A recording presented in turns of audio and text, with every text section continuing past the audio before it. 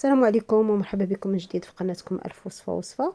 الفيديو ديال اليوم تجربة ديال الوصفة ديال الزبدة اللي دايره ضجة في مواقع التواصل.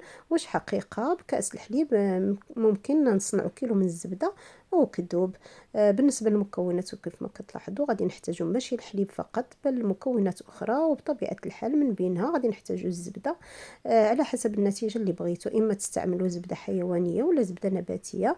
للأمانة أنا استعملت زبدة نباتية يعني مارغرين 250 غرام. بعد ما ذوبتها وخليتها حتى دفات شوية وضعتها في الخلاط وضفت عليها كأس مملوء ديال الحليب، نفس الكاس اللي عبرت به الزبدة، 2 معالق من الخل الأبيض ومعلقة صغيرة ديال الملح، وشغلت الخلاط.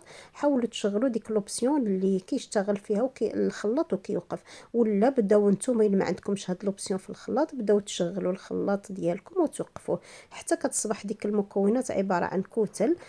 كيف ما لاحظتوا معايا الزبدة يعني تكتلات وتشربات داك الحليب. في هذه المرحلة غادي نضيفوا داك الكاس ديال الزيت من ديك يعني الفتحة ديال الخلاط، غادي نضيفوه بالتدريج وغادي نشغلوا الخلاط ديالنا. والنتيجة صدماتني، بمجرد ما ضفت الزيت وشغلت الخلاط المكونات بدات كتاخد قوام كريمي وبدات كتقال، ولكن الخلاط بدا كيدور بصعوبة.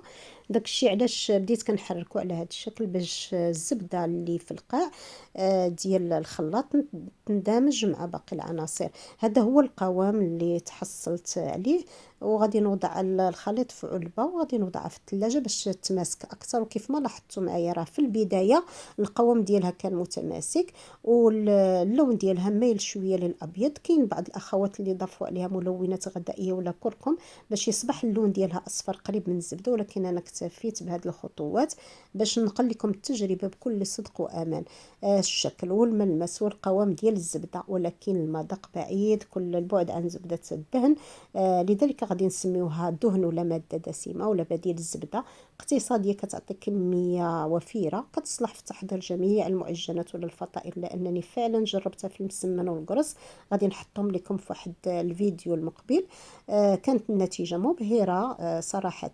ما كاينش الفرق لاننا حنا مستانسين كنحضروا هذه الفطائر بالزبده النباتيه. الفرق اذا ما كيبانش لنا تقريبا، ولكنها ما كتصلحش لدهن الخبز لان المذاق ديالها بعيد كل البعد على زبده الدهن ولا الزبده الحيوانيه.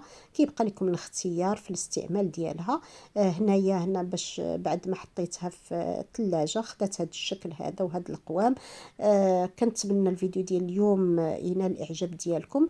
ما تنسوش دعم القناه، وكيبقى لكم الاختيار في استعمال هاد الزبده هذه.